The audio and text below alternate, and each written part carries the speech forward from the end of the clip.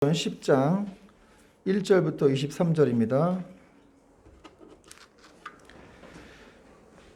사도행전 10장 1절부터 23절인데요. 조금 긴데요. 그래도 한 목소리로 읽어보겠습니다. 사도행전 10장 1절 같이 교독하겠습니다. 제가 먼저 읽겠습니다. 가이사랴에 고넬료라 하는 사람이 있으니 이달리아 부데라 하는 군대의 백부장이라.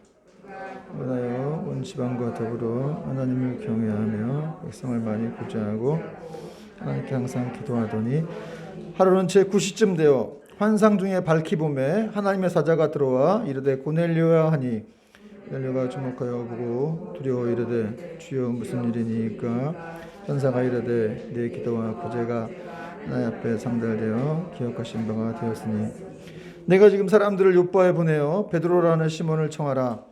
그는 무대장이 시몬의 집에 유숙하니 그 집은 회관에 있다 하더라. 마침 말하던 천사가 떠나매 고넬료가 집안 하인들과 부하 가운데 경건한 사람 하나를 불러 이를 다 이루고 요바로 보내니라. 이튿날 그들이 길을 가다가 그 성에 가까이 갔을 때에 베드로가 기도하려고 지붕에 올라가니 그 시각은 제6시더라.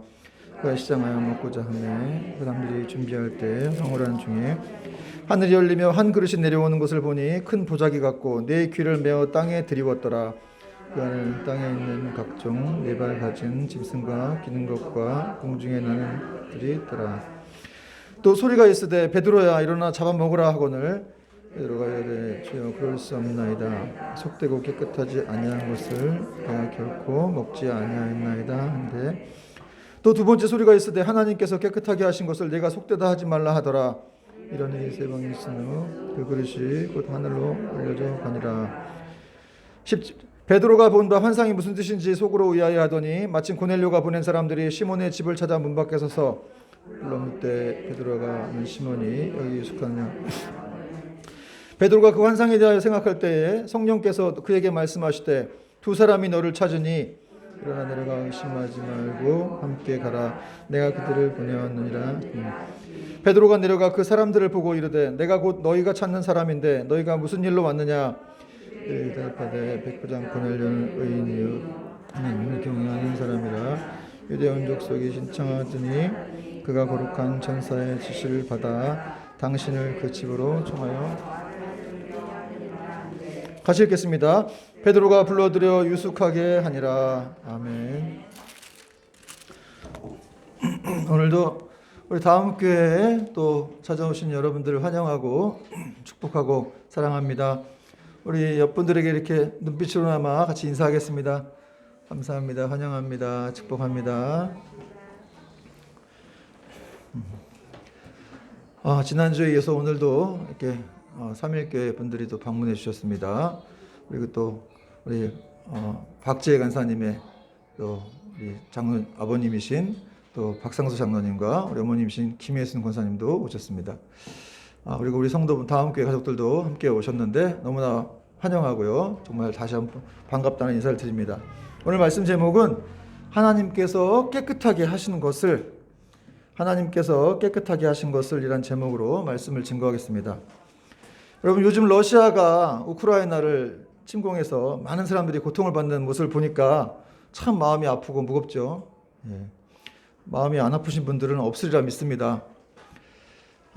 그래서 우리는 그 땅을 위해서 하나님께 기도해서 하루속히 그 땅에 평화가 임해서 고통받는 영혼들이 없게 해야 될 줄로 믿습니다. 이번 사태를 보면서 정말 국제 정세가 정말 생각보다 더 냉정하구나 그런 생각들을 해보게 되었고요. 우리나라가 6.25 전쟁을 치렀는데 뭐 그때하고 지금이 좀 이념적으로 다르긴 하지만 그때 참 그래도 정말 하나님의 크신 은혜가 있었구나 이런 생각을 해보게 되었습니다. 여러분 우리가 이렇게 도움을 받았는데 정말 그 땅에 가진 못할지언정 이렇게 우리가 남의 나라이기 때문에 뭐 강 건너 이렇게 불구경하듯이 그런 모습으로 일관해서는 안 된다는 생각이 들고요. 크리스찬들이 이때는 무엇을 해야 하는가?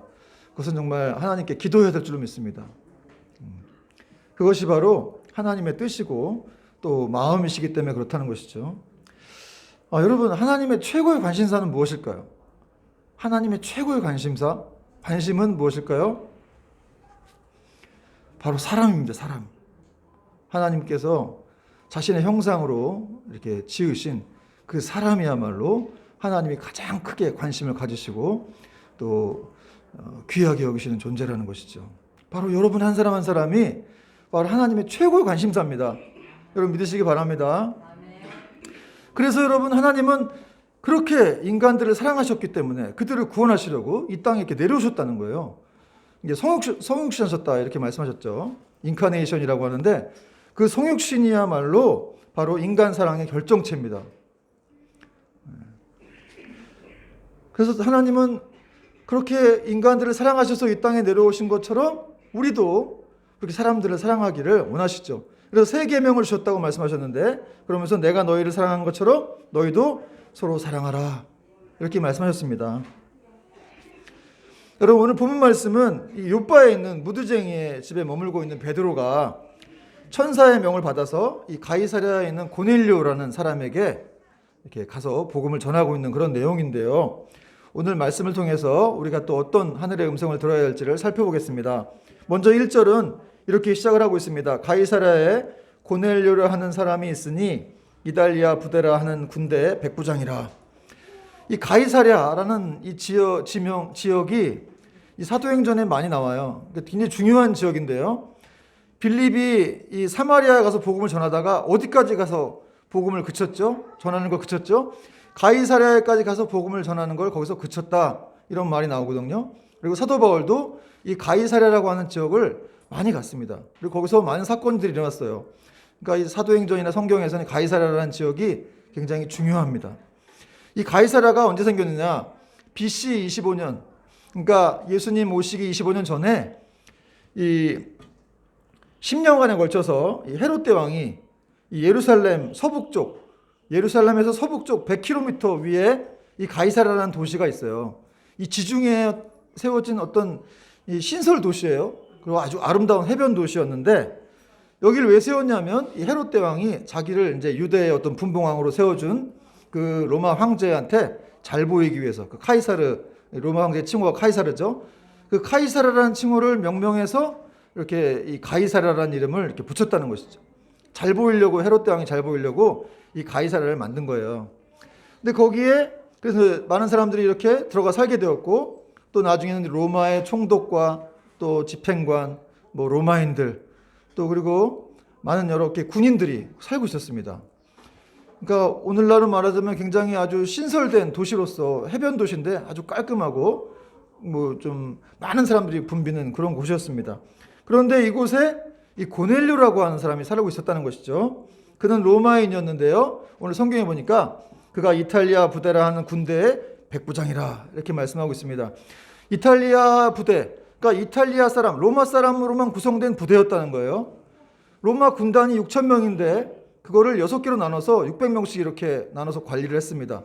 그리고 그 600명을 다시 6개로 나눠서 100명씩 이렇게 관리를 하게 했는데 그 로마인들 100명을 이렇게 관할하는, 그들을 이렇게 이끌고 이렇게 전투에 나가는 그런 이 백부장이 바로 고넬료였다는 것이죠.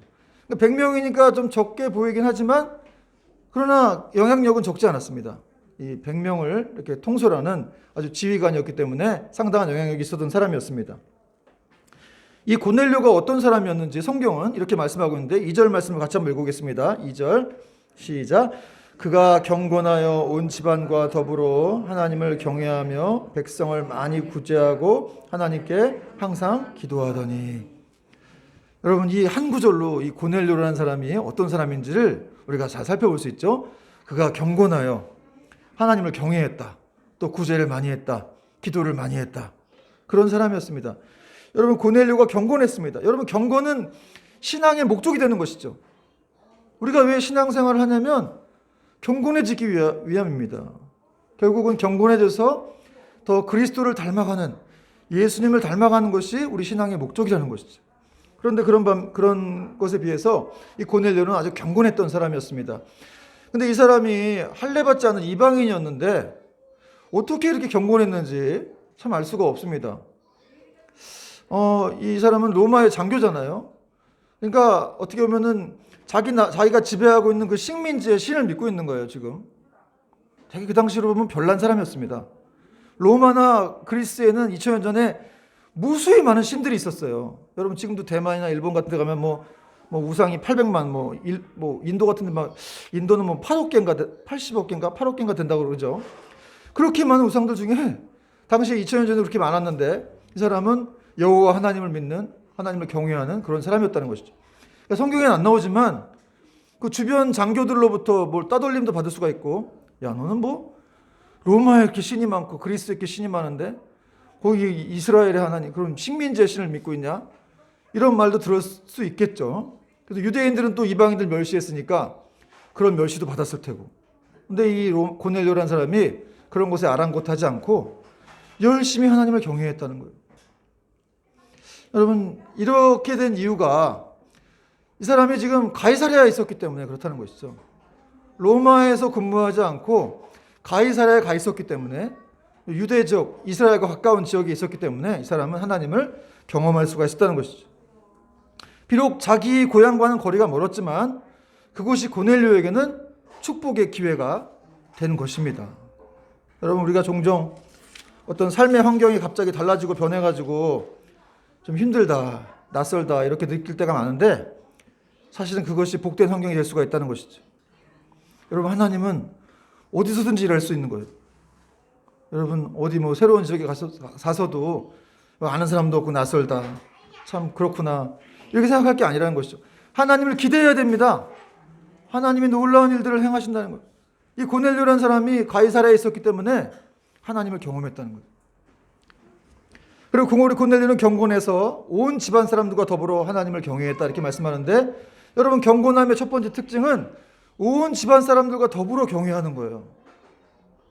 자기 혼자 믿는 게 아니고 온 집안 사람들을 다 하나님을 경외하게 하는 사람이 경건한 사람이라는 것이죠. 종종 보면은 혼자만 신앙생활 잘하는 사람들이 있죠. 그럼 가족들은 어떻게 하라는 겁니까? 여러분 우리가 먼저 믿게 된 이유가 있다는 거예요. 아유 걔가 언젠가 나가겠지 뭐, 그냥 뭐 아유 뭐 나만 천국 가면 되지 이렇게 생각하지는 않겠지만, 언젠가 나가겠지 생각하지만 그건 여러분 어쨌든 하나님이 하신 일인데 우리가 하나님이 아니기 때문에 사실은 그런 걸 장담할 수가 없는 것이죠. 그 미래일은 알 수가 없잖아요. 어쨌든 우리를 먼저 믿게 하신 이유, 우리를 이렇게 경건한 자리에 하나님이 세워두신 이유가 있다는 사실입니다. 그래서 경건이란 온 집안과 더불어서 하나님을 경외하게 하는 것이라는 것이죠. 고넬료는 그런 사람이었다는 거예요. 자기 혼자 믿지 않고 가족들까지 다 하나님을 잘 믿을 수 있도록, 섬길 수 있도록 한 사람이었다는 것이죠. 또 하나 경건한 사람은 하나님을 경외하는 사람이라고 나와 있는데, 경외가 무엇입니까? 하나님을 사랑하고 두려워하는 것입니다. 여러분 오늘날 한국교회가 막 이렇게 타락했다고 하는데 왜 이렇게 됐습니까? 경외함이 사라진 거예요. 하나님을 사랑하는 사람들이 좀 있긴 한데 두려움이 없는 겁니다.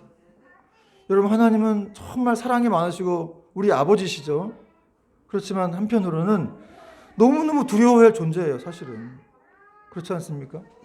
그런 두려움이 사라졌기 때문에 한국교회가 또 많은 개개인들이 타락도 하고 자기 마음대로 하고, 또 교회가 뭐 세습도 하고 돈 축제를 막 하죠. 돈 많은 교회들은 뭐 돈 가지고 뭐 그냥 장난도 치고 하나님보다 더 돈을 추구하기도 되기도 하고 하는 모습들이 있다는 겁니다. 또 개교회주의, 내 교회만 잘 되면 된다. 여러분 전 세계가 다 하나님의 교회입니다. 우리 다음 교회가 성도가 몇 명 없지만 하나님이 세우신 교회죠. 오늘처럼 이렇게 성도가 많아지면 좋겠는데 그러나 몇 명 없다 할지라도 하나님이 돌보시는 교회고 하나님이 함께 하시는 교회입니다. 그래서 뭐 10,000명 있는 교회나 1,000명 있는 교회나 또 10명 있는 교회나 사실은 다 하나님의 한 교회예요. 그러니까 이 교회 저 교회 막 우리 교회하고 니네 교회 니네 교회 이렇게 따질 게 아니라는 거예요. 사실은 여러분 이렇게 고넬료가 하나님을 경외했다는 것이죠. 그는 하나님을 두려워했습니다. 정말 사랑하기도 했고 그 사랑은 또 한편으로 다른 말로 이렇게 두려워한다는 그런 뜻이 또 됩니다. 정말 누군가를 사랑하면 또 약간의 두려움도 가져야 돼요. 그래야만 그 관계가 유지가 될 수 있는 것이죠. 부부간에도 마찬가지입니다. 여러분 또 그는 항상 구제하는 사람이었다. 여러분 고넬료가 공무원이에요. 오늘날 말하면 중대장쯤 되는, 중대장 월급이 뭐 얼마나 되겠습니까? 그런데 그 사람이 그렇게 이스라엘의 많은 사람들을 잘 구제하고 선행을 많이 했다라고 성경은 지금 말하고 있습니다. 여러분, 돈이 많다고 구제를 잘하는 게 아니라는 것을 오늘 성경이 보여주고 있습니다. 마음입니다. 마음. 하나님을 얼마나 사랑하느냐, 얼마나 경외하느냐에 따라서 많은 사람들을 섬길 수도 있다는 거예요. 또 그는 항상 기도하는 사람이었다. 시간을 정해놓고 항상 기도했다 이 말이에요. 시간을 정해놨습니다. 그 시간이면 무조건 하나님께 가는 거예요. 여러분, 어떻게 기도 생활하고 있습니까? 이처럼 백부장 고넬료는 경건하여 하나님을 경외하고 구제를 많이 하고 항상 기도하는 사람이었는데, 근데 여러분 성경에 보니까 백부장들이 다 믿음이 좋아요. 그죠? 그렇죠? 여기 사도행전 백부장도 그렇지만 누가복음 7장에 나오는 백부장도 보통 사람이 아닙니다. 자기 하인이 병들었는데, 그 2000년 전에 하인이 어떤 개념이겠어요? 지금의 하인과도 다른 개념인데, 사람 취급도 안 하는 사람도 있었을 텐데 그 당시에 그런 하인이 병들었다고 예수님 불렀습니다. 장모님들 통해서 예수님 불러가지고, 근데 예수님 오시니까 뭐라 그랬어요? 백부장이 거기서 말씀만 해달라 그랬어요. 우리 집에 들어오시면 내가 감당하지 못하겠사오니, 또 내가 가는 것도 감당하지 못하겠으니 거기서 말씀만 하옵소서. 예수님이 뭐라 하십니까? 야, 내가 진짜 이스라엘에서 정말 이만한 믿음을 본 적이 없다. 정말 놀랍구나. 여러분, 그 사람도 이방인이었는데 어떻게 이렇게 이 백부장들은 다 이렇게 믿음이 좋은지요? 여러분, 우리도 백부장과 같은 믿음을 갖게 되길 축원합니다. 그것이 최고의 성공이에요. 사실은 하나님의 사람이 돈 많이 벌고 성공하고 무슨 회사에서 부유해지고 이게 성공입니까? 이런 백부장과 같이 이런 하나님을 경외하는 모습으로 많은 사람들에게 영향력을 줄 수 있는 사람들, 돈도 별로 못 벌지만 그냥 공무원인데 이 사람이 영향력을 많이 주는 거니까 많은 사람을 살리기도 하고, 또 그 종들이 또 이렇게 그를 따라가기도 하고 그렇다는 것이죠. 여러분, 그가 군인이었기 때문에 믿음이 좋았는가? 그럴 수도 있겠죠. 이 명령에 따라서 살아가는 사람들이기 때문에. 근데 사실은 여러분, 성경이 우리도 군인이라고 말하고 있어요. 우리도 예수 그리스도의 군병이다, 그런 찬송가도 있지 않습니까? 사실 우리는 나약한 존재가 아닙니다. 그리스도 안에서 군사라는 거예요. 이런 의식을 우리가 가지고 있어야 됩니다. 우리는 군사이기 때문에 웬만한 일에는 그냥 낙심하지도 않습니다. 주님 부르시면 가고, 거기 있으라면 거기 있고, 그렇게 명령에 살고 죽는 그런 우리가 바로 그리스도의 군병이라는 사실을 기억하시기 바랍니다. 그리고 이렇게 늘 기도하던 고넬료에게, 여러분, 늘 기도하니까 무슨 일이 벌어지겠죠? 벌어졌어요. 천사들이 찾아왔습니다. 3절 보니까 하루는 제9시쯤 되어 환상 중에 밝히 봄에 하나님의 사자가 들어와 이르되 고넬료야 하니. 여러분, 참 이렇게 천사가 들어왔는데, 이 고넬료가 기도하는 시간은 오후 3시였습니다. 제9시에 기도했던 사람 누가 있습니까? 사도행전 3장에 보면은 베드로와 요한이 제9시에 기도하러 성전으로 올라갈 때 그 앞에 이제 안진뱅이가 앉아 있었죠. 그래서 그들을 고치는 그런 내용이 나오는데, 유대인들이 기도 시간이 있었어요. 아침 9시, 12시, 오후 3시. 근데 거기에 맞춰서 이 고넬료라는 사람도 계속 기도했다는 것이죠. 근데 이 사람이 오후 3시에만 기도한 건 아닌 것 같아요. 하루 3번 했겠죠. 전통에 따라서. 그런데 이렇게 계속 기도했더니 하나님의 천사가 나타나서 어떤 환상 가운데 그가 이제 베드로를 청하라고 하는 내용을 보여주십니다. 여러분, 이렇게 항상 기도하는 사람에게 하나님의 인도하심이 있습니다. 그래서 여러분, 기도할 때 뭔가 좀 응답이 안 되고 당장 뭐가 이루어지지 않는다고 해서 낙심할 필요가 없습니다. 매번 응답은 안 될 수가 있는데, 어쨌든 항상 기도할 때 하나님은 그 사람을 주시하고 있다는 거예요. 주목하고 있습니다. 그래서 이렇게 고넬료에게 결국 때가 돼서 천사를 보내가지고 베드로를 청하라, 이렇게 말씀하셨다는 것이죠. 여러분, 기도가 얼마나 중요한지 모릅니다. 기도가 왜 중요하냐? 하나님의 뜻을 알 수가 있다는 거죠. 하나님의 인도를 받을 수가 있다는 거예요. 그래서 기도하는 사람들은 걱정할 필요가 없어요. 하나님이 다 인도하시기 때문에 그렇습니다. 천사들은 고넬료하고 그의 이름을 불렀고, 그는 주여 무슨 일입니까? 라고 물었습니다. 4절 보니까 고넬료가 주목하여 보고 두려워 이르되 주여 무슨 일이니까? 천사가 이르되 내 기도와 구제가 하나님 앞에 상달되어 기억하신 바가 되었으니. 여러분, 천사가 고넬료야 그랬습니다. 여러분, 하나님의 사자들은 이렇게 이름을 부릅니다. 근데 여러분, 이렇게 천사가 이름을 불렀다는 것은 하나님이 고넬료에게 아주 특별한 관심이 있다는 것을 암시하는 거예요. 여러분, 하나님이 오늘도 여러분을 이렇게 관심 있게 보시는 걸 믿으시기 바랍니다. 하나님이 여러분의 이름을 다 알고 계시죠. 어떻게 어디 사는지, 뭐 하는지, 지금 이렇게 다음 교회 와서 예배드리는지 다 아실 거예요. 그리고 하나님은 잘 왔다, 누구야, 네가 내 충성된 종이구나, 사랑한다 내 딸아, 내 아들아, 내가 너의 고충을 안다. 여러분 이름만 아시고 우리의 사는 거 다 아시면 우리의 고충도 다 아시겠죠. 그래서 고넬료야 하고 부르신 거예요. 나는 너를 향한 놀라운 계획이 있다. 근데 이 고넬료는 두려워했어요. 천사가 나타나니까 그 생각도 못했던 일이 벌어진 거 아닙니까? 그러니까 인간이 천사를 경험하게 되면 두려울 것 같아요. 근데 이것은 이제 뭐 귀신을 보는 듯한 그런 두려움이 아니고 어떤 이 경외감이죠. 정말 말로 표현할 수 없는 그런 신비로운 경외감에 이 고넬료가 휩싸여 있었습니다. 그래서 도대체 무슨 일입니까? 이렇게 물었다는 거예요. 그러자 고넬료가 이 천사들이 뭐라고 그랬습니까? 네 기도와 구제가 하나님 앞에 상달되었다. 그래서 기억하신 바가 되었다. 여러분 얼마나 구제를 많이 하고 기도를 많이 했으면은 하나님께 상달이 되었다. 그러니까 하나님이 한마디로 널 인정했다. 이런 말입니다. 널 인정했다. 그리고 이제 천사를 보내셔서 그에게 이제 가야 할 내용들, 어떻게 해야 될 내용들을 이제 알려주신 겁니다. 뭐라고 했습니까? 이 천사들이 고넬료에게 요바로 가서 베드로를 청하라. 그의 말을 들으라 이렇게 말했죠. 5절과 6절 보니까 네가 지금 사람들을 요바에 보내어 베드로라는 시몬을 청하라. 그는 무두장이 시몬의 집에 유숙하니 그 집은 해변에 있다 하더라. 실제로 베드로가 무두장이 시몬의 집에 있었죠. 근데 그 사실을 천사가 또 얘기해 준 거예요. 그러니까 이거는 확실한 하나님 말씀이라는 것이죠. 여러분 이렇게 계속해서 성도들은 기도할 때 주님의 인도를 받는 거예요. 천사가 나타나가지고 지금 베드로가 어디 있다고 정확하게 얘기했습니다. 해변 어디에 무두쟁이의 집에 있는데 거기 베드로가 지금 맨날 머무르고 있다. 글로 가라. 여러분 성령님은 틀린 말씀을 하는 분이 아니시죠. 확실하게 말씀해 주세요. 어떤 분들이 이렇게 점집에 기독교인인데 점집에 가시는 분들이 있다 그래요. 그래서 왜 가냐고 제가 물어봤더니 하나님은 두리뭉실하게 말씀하시는데 이 무당들은 점집 그 사람들은 아주 쪽집게 같이 얘기한다고. 근데 여러분 그게 쪽집게가 아니에요. 그냥 대충 과거 얘기를 맞추는 거지. 그 무당이 귀신이 미래의 일을 어떻게 하겠어요? 미래의 시간은 하나님의 시간인데, 예? 여러분 미래는 하나님만 하시는 거예요. 그냥 아는 척해서 이렇게 현혹을 시키는 거죠. 근데 기독교인들도 점집에 그렇게 많이 간다 그래요. 그래서 그 점집 앞에 가면은 기독교인 환영, 카드 환영 이렇게 써 있다 그래요. 참. 제가 이제 삼육교회 있을 때 그렇게 들은 얘기인데 진원들한테 참 가슴이 아프더라고요. 차라리 여러분 기도하십시오.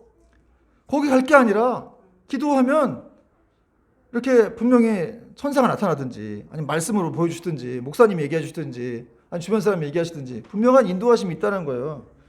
그걸 믿지 않으니까 자꾸 그런 데 가가지고 기웃기웃거리고 예언기도 받는다 그러고 물론 예언도 제대로 하는 사람들한테 가면 모르겠는데 이상한 사람한테 가가지고 막 고생하고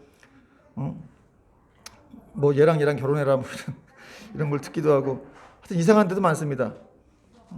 여러분 고넬료가 이 천사의 말이 끝나자마자 바로 어떻게 했습니까? 바로 순종했다. 이렇게 성경은 또 말씀하고 있어요. 7절 8절 보니까 마침 말하던 천사가 떠남에 고넬료가 집안 하인들과 부하 가운데 경건한 사람 하나를 불러 이 일을 다 이루고 요바로 보내니라. 천사의 말이 끝나자마자 고넬료가 또 순종합니다. 바로 내가 가야 돼 말아야 돼 이런 게 없어요. 고넬료는 그냥 천사가 말하니까 바로 끝나자마자 사람 불러가지고 하인들 불렀습니다. 근데 한 사람은 중요한 사람 불렀어요. 경건한 자기 부하를 불렀다는 거죠. 여러분 주님의 일은 경건한 사람이 해야 됩니다. 영적인 일은 경건한 사람이 해야 되죠. 경건한 사람이 안 하니까 문제가 생기는 거예요. 기도하는 사람들이 하나님의 일을 해야 되는 거예요. 고넬료가 경건했기 때문에 그에게는 경건한 부하가 있었다는 것이죠. 여러분 경건한 부모 밑에 경건한 자녀가 나오는 겁니다. 그래서 우리가 경건해야 될 필요가 있다는 것이죠. 자녀를 잘 키워보셨으니까 아시겠지만 자녀 키우는 게 마음대로 되지 않죠. 그러나 여러분 우리가 정말 경건하게 하나님 앞에 서 있을 때 자녀들은 결국 다 따라오게 돼 있다는 것이죠. 여러분 이렇게 즉각적으로 순종하는 고넬료, 또 그에겐 경건한 부하가 있어서 이렇게 글을 보내서 또 베드로를 청하게 했습니다. 그리고 이제 다음 날 그들이 길을 가다가 욥바에 가까이 갔을 때 베드로가 기도하려고 지붕에 올라가게 됩니다. 9절 같이 읽겠습니다. 시작. 이튿날 그들이 길을 가다가 그 성에 가까이 갔을 그때에 베드로가 기도하려고 지붕에 올라가니 그 시각은 제6시더라. 여러분 고넬료가 환상을 본 다음 날이에요. 그 다음 날 이제 고넬료가 보낸 사람들이 이 베드로에게까지 가까이 갔을 때 베드로가 기도하러 올라갔는데, 그러니까 이 베드로가 있던 지역이 욥바고 또 고넬료가 있던 지역은 가이사랴인데, 그렇게 이제 한 50km 정도가 이렇게 떨어져 있었습니다. 근데 그 욥바까지 이렇게 가서 이제 베드로를 청하게 된 건데, 어떻게 또 이 시점에 정확하게 하나님의 정확한 타이밍에 베드로가 또 기도하러 올라가서 환상을 보게 됩니다. 베드로도 기도를 많이 했습니다. 이 사람도 제6시에 올라갔다 그러는데 지금 6시는 12시예요. 정오에 올라가서 배가 고팠다 이렇게 지금 성경에 표현하고 있는데, 그때 이렇게 배가 고파서 막 그냥 뭐 비몽사몽간에 어떤 환상을 딱 보게 됩니다. 그런데 그 환상에는 어떤 내용이 있었습니까? 10절, 11절, 12절인데요. 10절, 그가 시장하여 먹고자 하매 사람들이 준비할 때 황홀한 중에. 11절, 하늘이 열리며 한 그릇이 내려오는 것을 보니 큰 보자기 같고 내 귀를 메어 땅에 들이웠더라. 12절, 그 안에는 땅에 있는 각종 네 발 가진 짐승과 기는 것과 공중에 나는 것들이 있더라. 베드로가 기도하면서 이렇게 보니까 환상이 이렇게 보이는데, 하늘이 열렸는데 거기서 이렇게 큰 그릇이 내려왔습니다. 근데 보자기처럼 보이기도 했어요. 큰 보자기. 이렇게 네 끈무더기가 이렇게 묶여가지고 내려온 보자기가 있었는데, 그 안을 들여다보니까 아주 막 징그러운 짐승들이, 뭐 네 발 가진 짐승, 뭐 기는 짐승, 뭐 뱀 이런 거 있었던 것 같아요. 그다음에 이제 뭐 야생 조류 같은 것들이 막 있습니다. 한마디로 이스라엘 백성들이 먹어서는 안 될 그런 부정한 것들이 거기 다 있었던 거예요. 그랬더니 또 베드로에게 이런 음성이 들었습니다. 13절, 또요 소리가 이르되 베드로야 일어나 잡아먹어라. 베드로가 너무 놀랬겠죠. 제가 이거 잡아먹어라 이렇게 이걸 읽고 난 다음에 오늘 설교 제목을 잡아먹어라 이렇게 할까 하려고 하다가 제가 너무 무식해 보여가지고 잡아먹으라는 안 하고 그냥 이렇게 따르게 제목을 잡았습니다. 여러분 제가 늘 얘기하지만 설교 제목 잡는 게 굉장히 어렵습니다.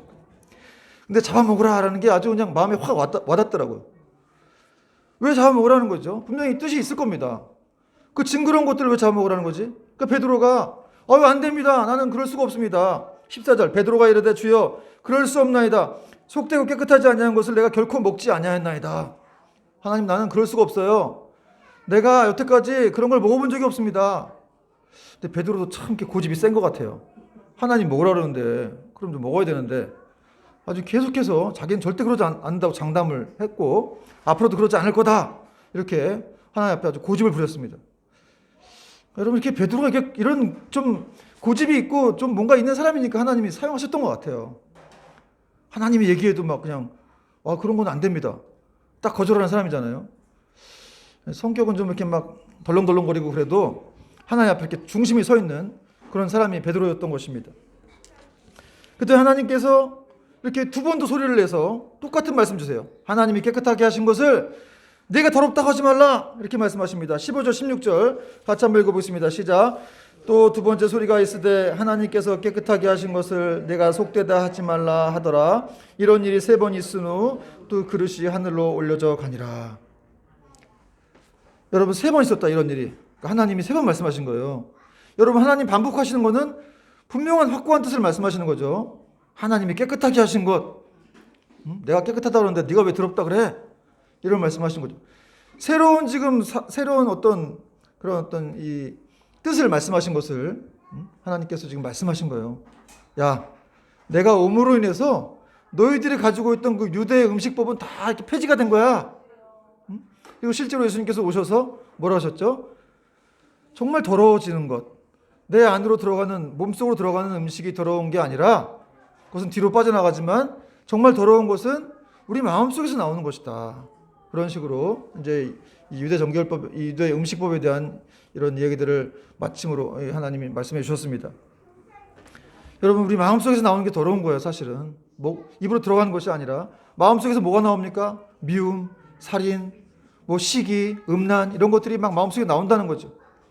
여러분 사실 우리도 하나님이 지켜주시지 않으면 이렇게 정말 살아갈 수가 없는 존재들입니다. 사실은 그렇잖아요. 그렇지 않습니까? 우리가 세상에 많은 악들이 있고 나쁜 일을 행하는 사람들을 보지만 사실 예수님은 인간의 마음속에 그런 게 있다는 거예요. 그렇게 말씀하십니다. 그래서 그들을 막 비난할 게 아니라 사실은 불쌍히 여기고 그들은 마귀에 잡혀있기 때문에 그런 일을 할 수밖에 없는데 우리는 그래도 하나님께서 이렇게 지키시고 있기 때문에 성령님이 내주하시고 있기 때문에 그런 거로부터 이렇게 우리가 안전하게 좀 자유하게 지킴을 받는 것이죠. 여러분 모든 것이 다 하나님의 은혜입니다. 우리가 할 수 있는 게 없어요 사실은. 그럼에도 불구하고 연약함에도 불구하고 마음속에서 계속 그런 시기가 올라오는데도 불구하고 하나님 우리를 사용하십니다. 그것이 은혜죠.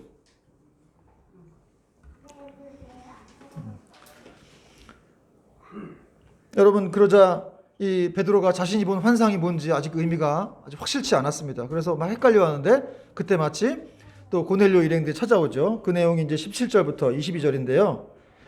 17절 보니까 베드로가 본 바 환상이 무슨 뜻인지 속으로 의아해 하더니 마침 고넬료가 보낸 사람들이 시몬의 집을 찾아 문 밖에 서서 불러 묻되 베드로라 하는 시몬이 여기 유숙하느냐 하거늘.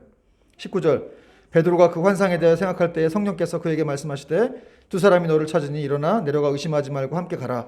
내가 그들을 보내었느니라.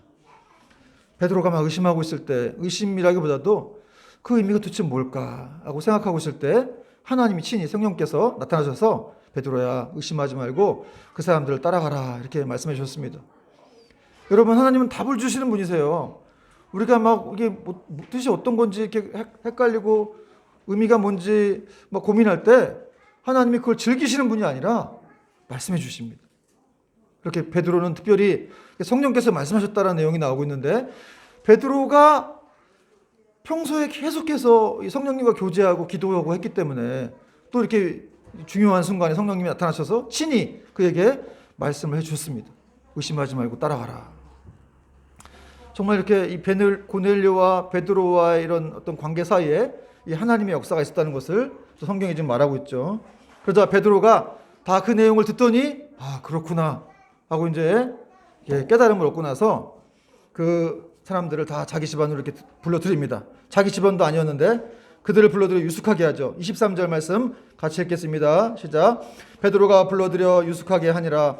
이튿날 일어나 그들과 함께 갈새 요바에서 온 어떤 형제들도 함께 가니라. 여러분 베드로가 지금 자기 집도 아닌데 자기 집처럼 들어오라 그래가지고 다 이렇게 유숙하게 하는 것이죠. 자기 집도 아닌데 그럼 되겠습니까? 여러분 이것이 바로 교회라는 것이죠. 이것이 교회입니다.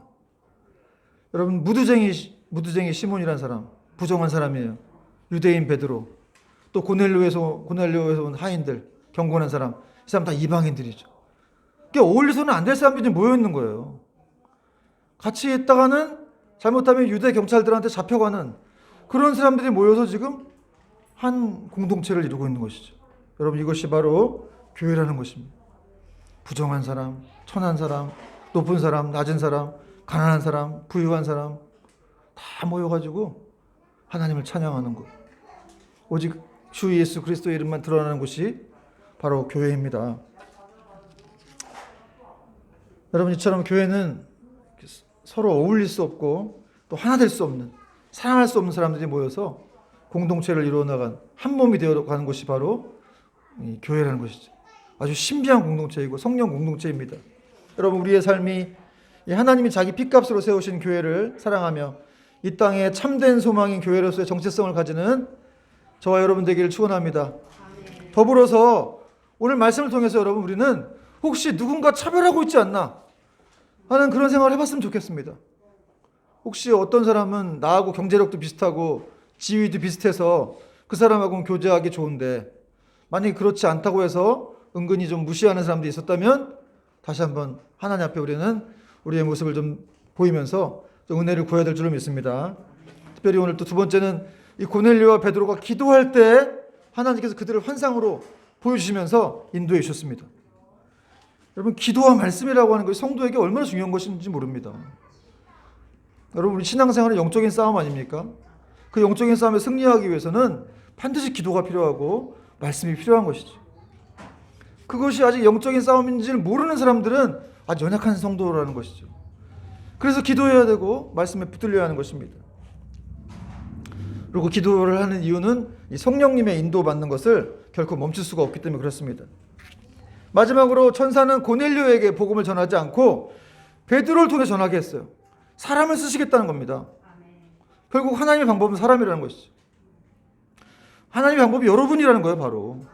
그렇죠? 그래서 하나님은 직접 복음을 전하실 수 있죠. 전지전능하신 분인데 고넬료 확 변화시켜가지고 자기 사람 만들 수 있지만 그렇게 안 하신다는 거예요. 그렇게 안 하고 베드로를 통해서 그 일을 하신다는 거예요. 고린도전서 1장 21절 보니까 이 세상이 자기 지혜로 하나님을 알지 못함으로 하나님께서 전도에 미련한 것으로 믿는 자들을 구원하시기를 기뻐하셨도다. 여러분, 하나님이 전도에 미련한 것으로 믿는 사람들을 구원하시기를 기뻐하신다는 것이죠. 여러분, 그러므로 우리가 주님의 명령에 순종해서 사람들에게 복음을 전해야 될 줄로 믿습니다. 20세기 최고의 강해 설교자인 마틴 로이 존스가 이런 말을 했는데요. 이 세상에서 인간이 가장 할 수 있는 가장 고귀하고 가치 있는 일은 무엇인가? 말씀을 전하는 일이다 그랬어요. 마틴 로이 존스가 한 말인데 이거는 목회자에게만 해당되는 얘기가 아니고요. 여러분도 말씀을 전하지 않습니까? 복음을 전하기도 하잖아요. 그런 것들이 세상에서 가장 귀한 일이라는 거예요. 이 땅에서 인간이 가질 수 있는 최고의 직업, 최고의 일은 바로 말씀을 전하는 일이다. 그래서 한 영혼이 여러분의 말씀을 듣고 구원받아서 그 영혼이 이 땅에서 하나님의 사랑을 누리고 살다가 천국에 들어가게 하는 일, 그보다 더 값진 일이 어디 있겠습니까? 여러분, 그것을 위해서 우리는 이 땅 위에 부르심을 받았다는 사실입니다. 이 일은 우리밖에 할 수 없는 거예요. 그렇기 때문에 우리가 중요합니다. 여러분, 교회인 우리가 그 일들을 우리 생이 끝나는 날까지 잘 감당해야 될 줄로 믿습니다. 찬양하겠습니다.